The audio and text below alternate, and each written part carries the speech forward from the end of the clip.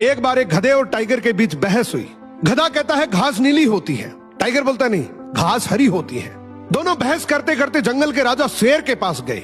गधा शेर से बोलता है कि देखो ये मेरे साथ बहस कर रहा है, मैं इसे बोल रहा हूं घास नीली होती है, लेकिन ये मान ही नहीं रहा, अब आप ही बताओ। शेर कहता है गधा बिल्कुल ठीक कह रहा है, घास नीली होती है।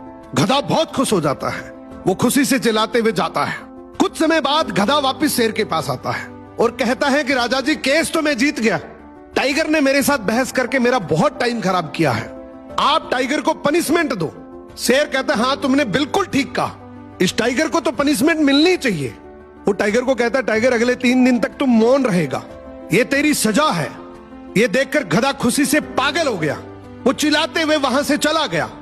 उसके जाने के बाद टाइगर शेर से कहता है तू कैसा राजा है और ये कैसा न्याय है तेरा। मैं जानता हूं घास हरी होती है, तू भी जानता है घास हरी होती है, ये दुनिया जानती है घास हरी होती है, फिर तूने कैसे कह दिया कि घास नीली होती है। शेर कहते देख ध्यान से सुन, तू जानता है घास हरी होती है, मैं भी जानता हूं घास हरी होती है, ये पूरी दुनिया जानती है घास हरी होती है, तो फिर तू गधे के साथ बहस क्यों कर रहा था। तुझे बस इसी बात की पनिशमेंट मिल रही है कि तू गधे से बहस कर रहा था। जो गधे से बहस करता है वो सबसे बड़ा गधा होता है। इस कहानी का मतलब है कि इस दुनिया में बहुत जिद्दी लोग हैं।